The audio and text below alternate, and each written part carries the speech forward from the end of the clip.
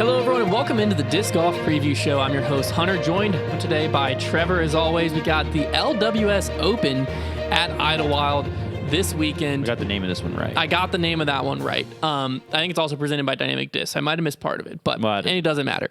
Idlewild, though, man, it seems like this course is looking relatively the same as the previous year with one pretty big exception. I don't think it's going to affect the end of the day scoring, but it's definitely a change, which is hole 12. They seem to have made it a shorter par 4. That's the one that's the forehand down the long alleyway, kicks out into the open field a little bit. You're throwing kind of a backhand hyzer if you pure the drive into the green. It was getting close to 13th tee, which is the Y hole, so they brought the basket back, and they added a Mando at the end, a Mando right at the end of the tunnel, which from the caddy book looks like any of those shots that go deep, that push too far straight, which is very easy to do on that hole, will now be punished by being moved to the drop zone with a stroke penalty. Partially, I think, a pace of play thing, which we actually talked about this some with Northwoods last week, but partially a pace of play thing. It's also funny that it is also hole 12. Yeah. Something to think about. And also, probably just they didn't want players breaking the hole by pushing in there, and maybe you can get like a sneaky putt if you go straight or something with a new pin location. That's what I'm mostly wondering is because the hole isn't really going to change much. It's shorter, but it won't change your drive. It's just going to make the upshot a little bit shorter and easier. So the hole is really not going to change unless, I'm curious to see if they're using that Mando. You know, you would think if it was just meant to like be a difficult obstacle, they would just use OB right there. There's no reason other than that for the mandatory. So I'm guessing there must be kind of a back door or something.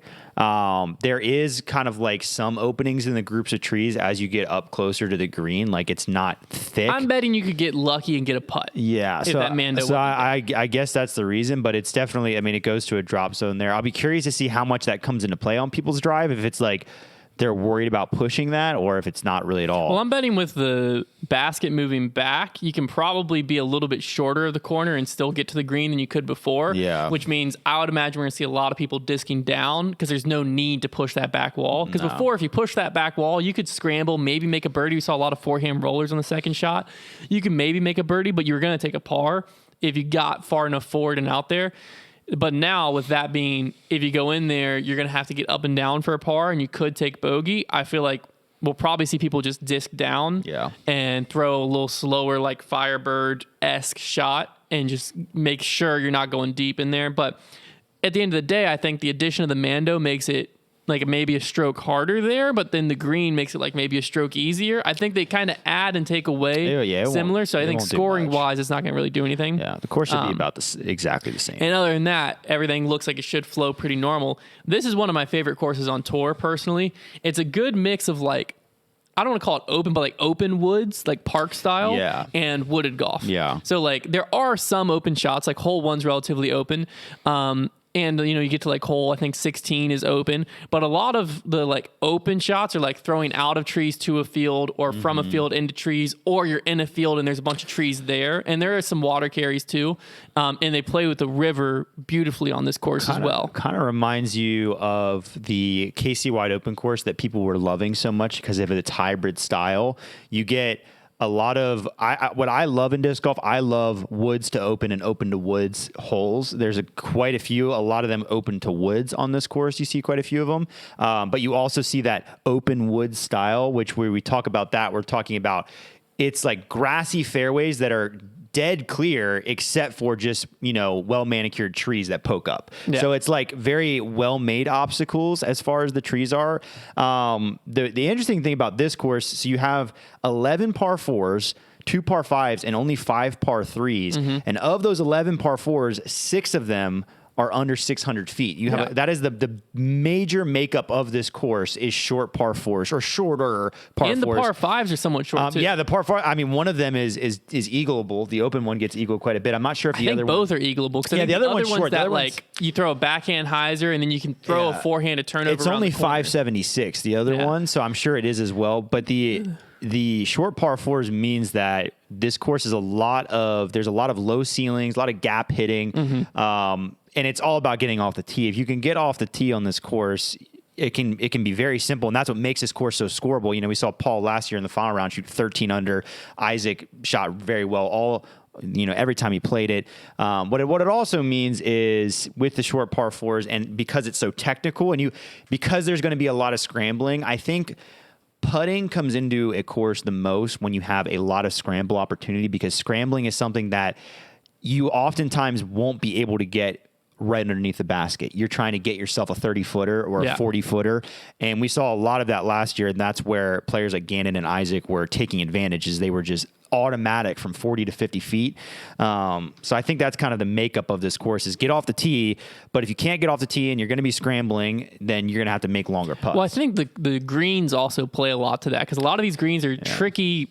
Not necessarily tricky to access, but tricky to sit on. They slope, yeah, and you have the build-up ones too a few times on the course, which are super cool. And then you have it's a very nice looking course. You have 2 or 3 where they're right across the creek. Yeah. To where a lot of times the basket's very close to the creek's edge, so you're tempted to push it a little farther or leave yourself short of the creek and have a putt across. It's a hard one to have consistently parked shots, which a lot of times that's what short par fours and short par fives make for. Yeah. But these short par fours, it is very true of like hit the tee shot, you should have a birdie, but you still have to think on that upshot. Yeah, there's tricky angles on the tee shots. It's something you'll notice a lot on this course. Hole 1 is a perfect example. It is short par 4, essentially wide open. It is eagleable. And it's even eagleable. Somewhat. But you will see players mess it up because what it's asking for is this turnover shot, and you're fighting against a slope that goes towards OB.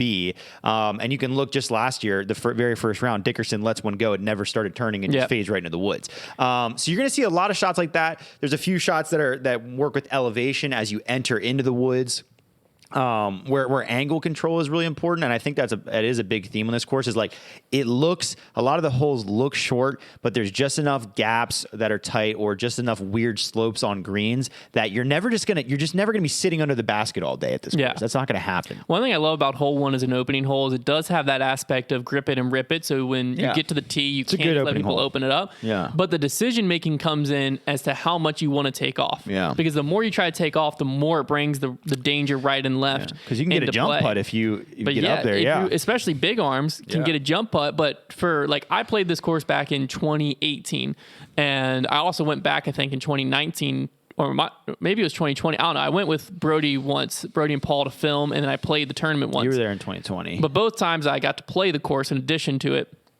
And for a player like me, where I don't have pro level distance by any means, it was still a decision making hole because I could try to bite off as much as I wanted, and I could have a jump putt up and down, or I could play a shot that was a lot safer on my tee shot. But now I have a little bit of a trickier up and down because there is a slope behind the basket. It's an elevated basket. You want to be close. So players have that decision on the tee of how aggressive do you get, and how aggressive you get, you're rewarded with an easier and easier upshot or a trickier and trickier upshot.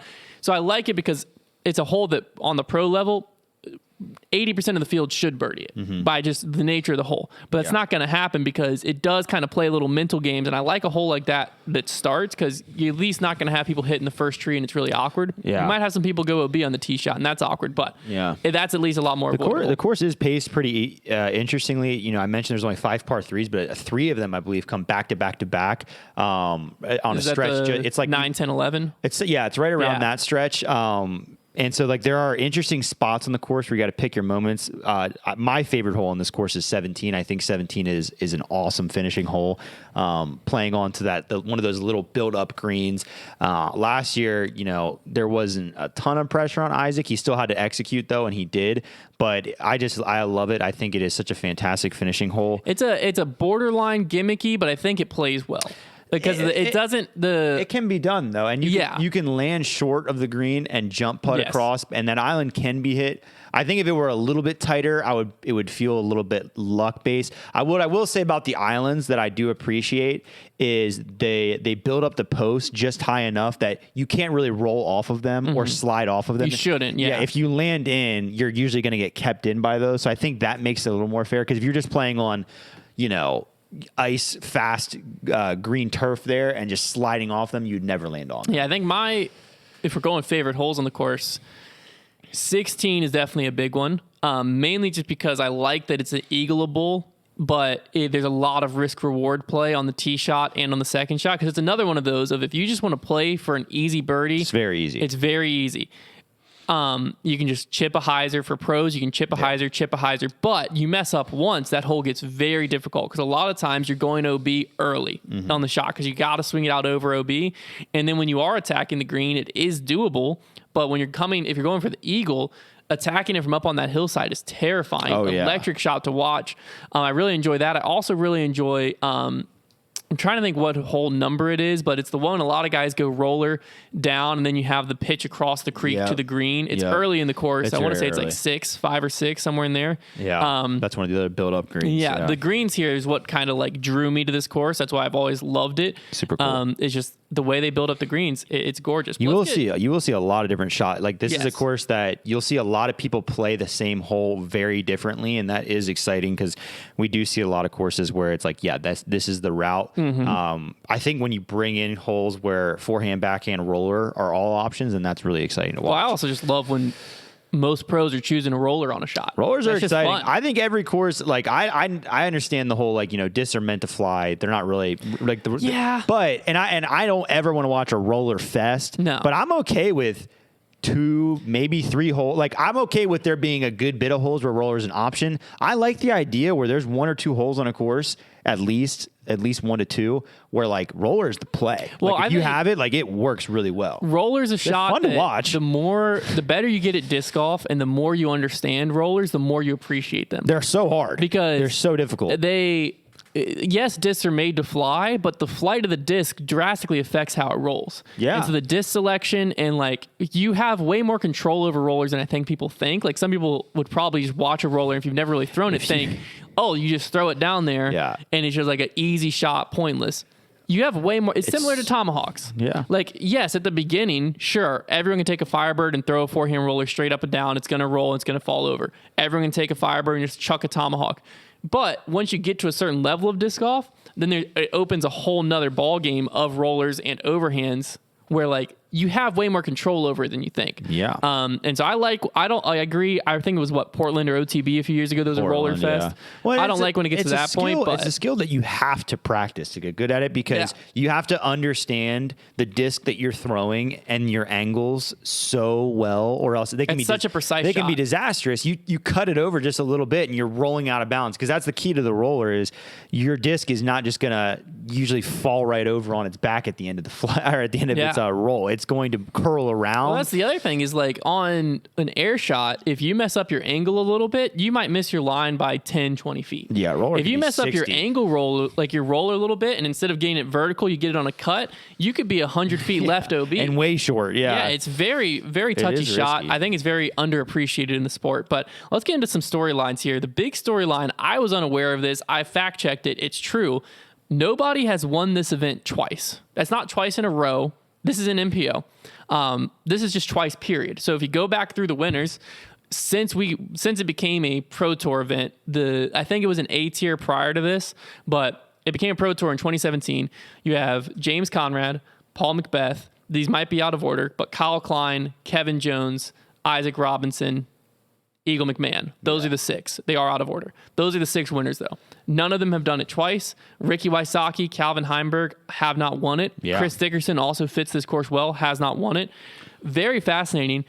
Do you think this is the year that one of those 6 guys gets their second win? Obviously, Paul's not playing this weekend, but is this the year that we see the first time that someone's won this event twice, or is it going to be another new winner? I think it's going to be another new winner. I think that's easy to say this year because we're seeing, there's 2 really good players you just mentioned, within Rick and Calvin that haven't won it yet. And B, there's just people winning new events all the time. And I think what you mentioned, the interesting thing is in that group of 6 players, you have 6 players that are really different. Yes.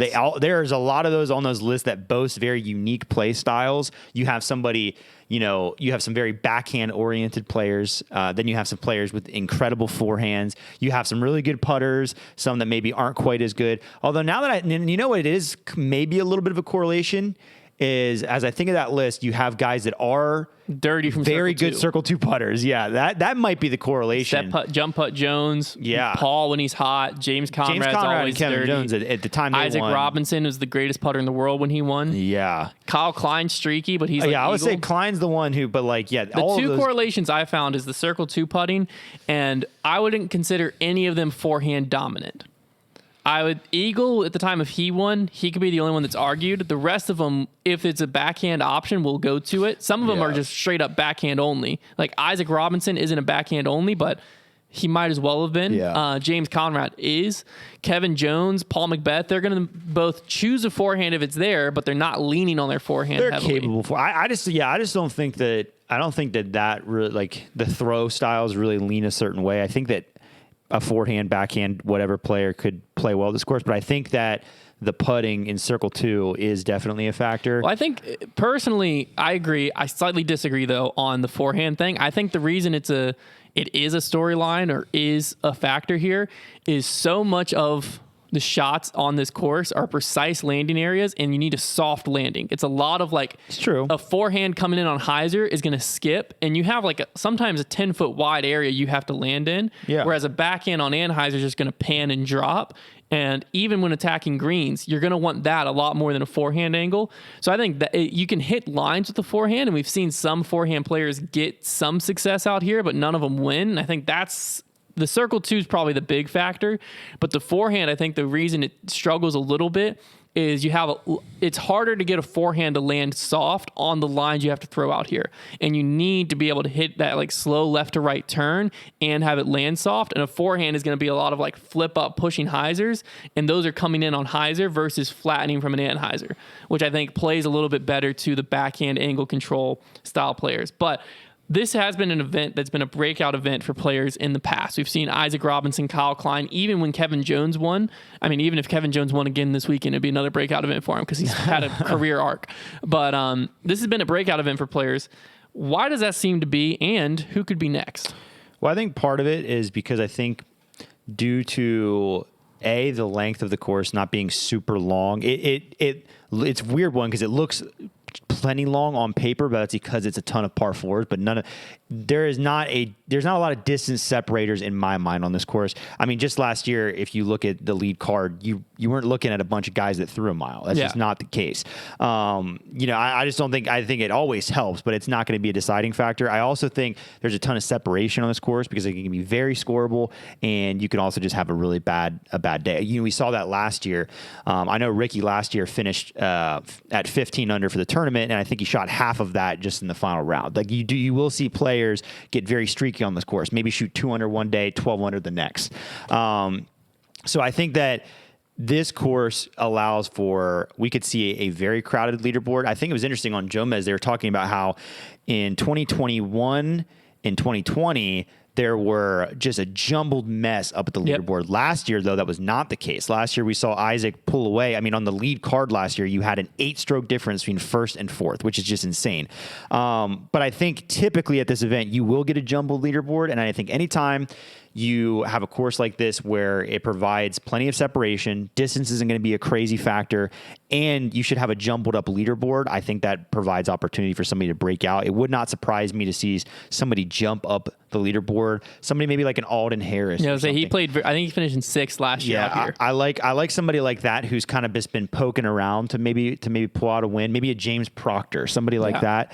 So yeah, I could definitely see it. I think that whenever we get in the woods, those possibilities certainly rise. But, there's also that idea that, like with a course like Northwoods we talked about last time, where those can be a little demoralizing. It's hard to go into the woods and out in 3 really good rounds. So it'll be interesting to see how players who aren't as experienced can keep their morale up. Now, to touch on a little bit of what you just said, last year we saw a bit of a runaway with Isaac Robinson, but it really doesn't feel like a runaway course. It doesn't feel like something we should see just because it is scoreable, but there's also rooms to slip up. It feels like it should, from the outside looking in, it feels like a course that should create a jumbled leaderboard. Yeah. What are you expecting this year? Do you expect another runaway, or are we expecting a jumbled mess? No, I think it'll be a jumbled mess. I think the field's even gotten stronger since last year. It's gotten deeper.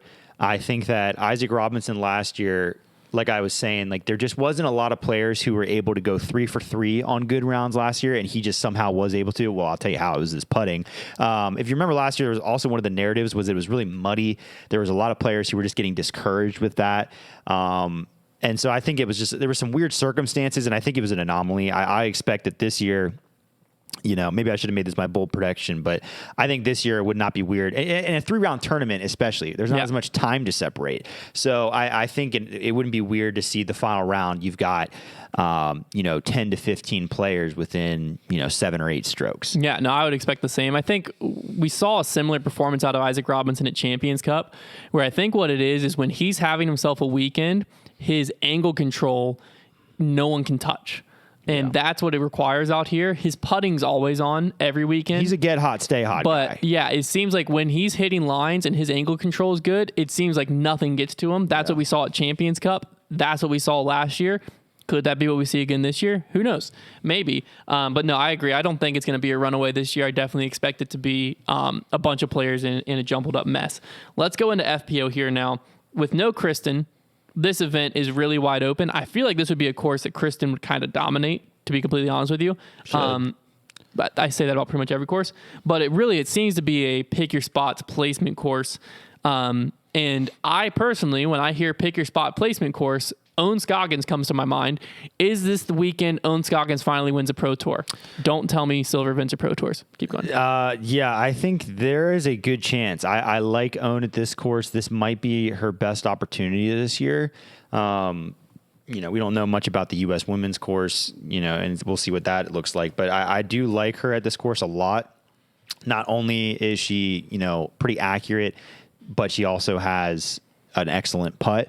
Now, to what you were mentioning earlier, if the skippy forehands are an issue, that is not good because she throws very skippy forehands. She throws really overstable flex forehands a lot. That's kind of her main thing. So that does become an issue. But if she can get herself in a position for her putt for birdie and make it happen, and, she will keep herself out of trouble. I think she can hit lines quite well. I think her forehand shape will work for a lot of the par fours where you're just trying to get into position, maybe going from the open kind of into the woods. So, I expect Owen to play really well. Yeah, I like Owen out here for sure. I think she tied for second last year with Missy Gannon, who's the other player I really like. I also like the Mandujano sisters. I think Alexis has honestly been playing a little bit stronger this year than Valerie, but both of them, their games fit this type of course. I honestly feel like Valerie Mandujano's had some success out here previously. Not last year. No, not last year, but I feel like previously she's played somewhat well. But it's a course that I think would fit their games. I'd be surprised to see a player like Ella Hansen or what's her name, Holland Hanley, do well, but they could. It didn't work out for you last week. It didn't, but Ella's been kind of hot lately. It might be interesting to keep an eye on. Yeah, I feel like the two players to look at and say the field has to beat them is Missy Gannon and Owen Scoggins at this event. That feels like the 1-2 punch, and I would have to lean a little bit towards Missy Gannon probably between them, mainly just because of the backhand over the forehand. Coming off a win too. But both of them could really get hot and take it down out here. But let's go ahead and jump into our bold predictions presented by Third Wave Coffee. Third Wave Coffee, if you're not sure, had never heard of them, they're actually my brother's coffee shop. Shout out to my brother Jimmy for supporting us here. They're a local coffee shop committed to ethical and sustainable sourcing for all of their coffee, and they have 20 single origin coffees from all over the world in stock on their website right now. Plus, they just released this year the new Bogey Bros blend, which was actually tasted and approved by myself, Trevor, and Connor. And it's perfect for those of you who are looking to dip your toes into the specialty coffee world, or if you're in the specialty coffee world and you're looking for a nice blend to wake you up in the morning, check out the Bogey Bro blend. They're constantly roasting new coffees, testing new things, and typically the fall's when things get really exciting. So be checking their website regularly and use code DISCGOLF, one word DISCGOLF, to get 20% off your order at third-wave.coffee. Again, that's code DISCGOLF to get you 20% off your next order at third-wave.coffee and support people who support us. So, Trevor, what's your bold prediction for Idlewild this week? My bold prediction. So, Calvin was not at this event last year. Yes. But I really like Calvin at this course, but I don't like him in my top 3, but this is my prediction for Calvin. Fascinating. I think he's going to be one of those guys who has one of those up and down tournaments like I was talking about before. I think Calvin sets the course record this year, but finishes outside the top 3. So we actually have similar course predictions. Really? Mine is Calvin. Mine doesn't involve Calvin, but I think the course record's getting broken out here this weekend. No, okay. So I can just feel it in the air. Well, I mean, not quite as bold, but... Well, no, because Calvin's in my top 3. Okay. So... Do you think he's going to break it? I'll just say who you think is going to break it at least. Break the course record. Well, let me do my top 3, and I'll tell you who's going to break it. Okay. My top 3, third place. We got to update the standings first. Let's update the standings first. Good call.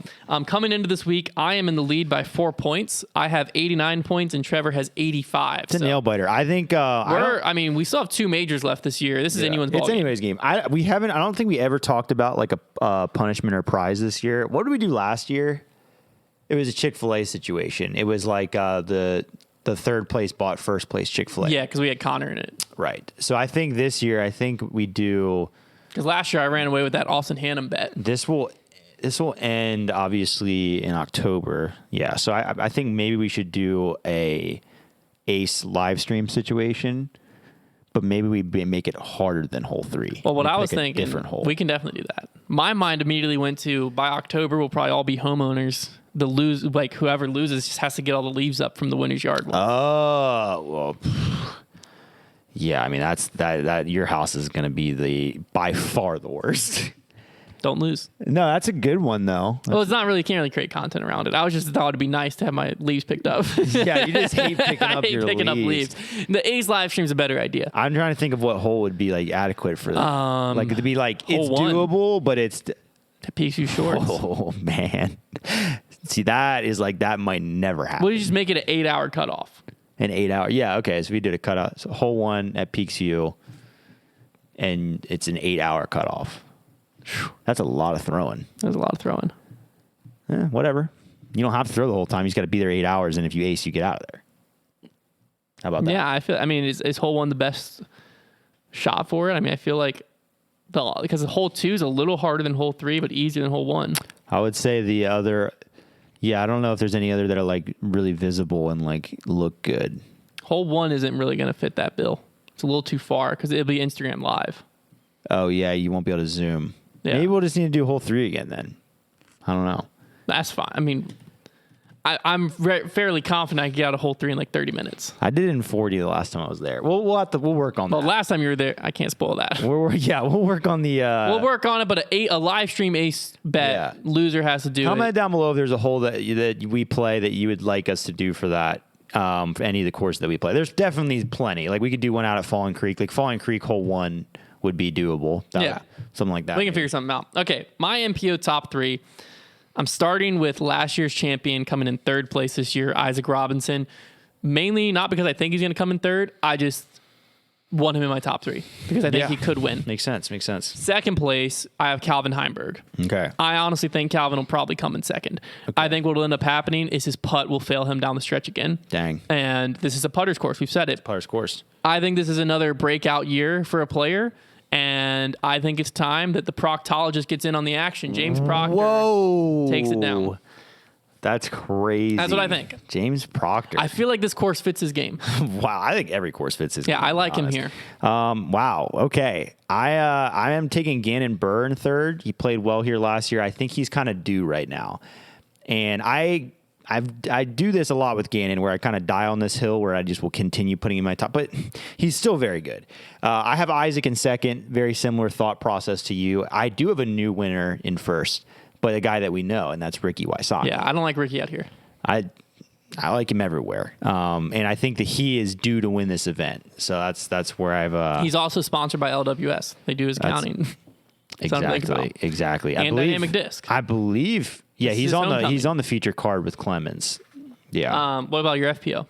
FPO, this is pretty chalky. I'm going to go Missy winning, Owen in second. I'm going to throw Katrina in third. She's been bad, but that doesn't really mean anything for Katrina. Like, that's just how it is these days, it seems like, where she's just really bad and then will win all of a sudden. And she won here last year. Now, this is actually the opposite of what I was saying earlier, but you got to walk with me through my thought process here. I have Owen Scoggins winning. Missy Gannon second. Okay. Alexis Mandujano is my third place. I like that. I like those pick. 3. The reason I picked Owen over Missy is twofold. One, I think big money Missy's going to be riding the high of last weekend, and I think she's going to slip up one of the rounds, and it's not going to go too great. Okay. 2, I think putting is going to be more important for FPO than the Skippy forehand problem, and I think Owen is just going to be a better Circle 2 putter. I just don't know if Owen is capable of putting up scores hot enough. Last year.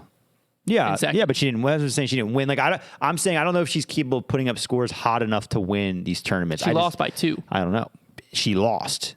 She lost, though. That's what. Yeah, by 2 to Katrina Allen, which I think. But she didn't win. If Katrina Allen's taken out of this field, she's tied for the win. But she isn't, and she lost, and she So pick Katrina Allen to win. No, this isn't last pick year. Katrina Allen to win. This isn't last year. So you're taking Katrina Allen out of the equation. She's not winning. She's going to be in third. You think she's going to be in third? So if Katrina Allen was below first and second last year, that was last who would have year. tied to win? Remember that was last Owens year? Scoggins. And tied to win. Pick Katrina Allen to win then. His argument sucks. Just pick Kat to win. No. I've made my pick. Thank Kat's you. not going to be in the top 3. Owens Scoggins is going to win, and Trevor, put Chick-fil-A on it. That Owens Scoggins, what, just if she wins or if not? If Owens Scoggins wins, you buy me Chick-fil-A. If she doesn't win, I'll buy you Chick-fil-A. Heck yeah. Thank you, Owen. Ain't no way. That's great, because I was actually worried because I'm giving my August Chick-fil-A to Cole. Yeah. And so this will at least give me August Chick-fil-A when Ain't Owen no wins. way I lose that. Here's what I'll say about that, before everybody gets all antsy. Let me jump into the future where Owens Scoggins has just won. She just won, yeah. Let's all not act like that bet wasn't amazing for me. Like she's never won an Elite Series. This is how you get yourself into these. Well, I'm just saying, this is the tournament. At least acknowledge that my odds are incredible. That was such a good bet. That's fine. I have no problem buying you Chick-fil-A. If I freaking, but Owens Scoggins is gonna win, one, dude. Oh man, that would be hilarious. Owens Scoggins. If this one hits, we got to make sure we save up the third one for something we want to happen. That's true. Because it's our third genie wish. No, it's just we'd be like, Brody Smith is not going to win Worlds, dude. Shake Chick-fil-A. No, you can't force them. No, you can. They just come. No, you can. Oh, you can. We will. Speaking of Brody Smith, that is my dark horse pick. I like Brody. I'm about to poison Owens Scoggins. I probably shouldn't like Brody at this tournament, but why not? I like him. I got Chris Clemens because he's good here. I mean, that should be the safest pick ever. But hey, dude, it's called dark horse. I swear, dude, it's called dark horse for a reason. If you're watching this on Instagram a few days from now because I've just lost that bet, then there are magical powers swirling around here.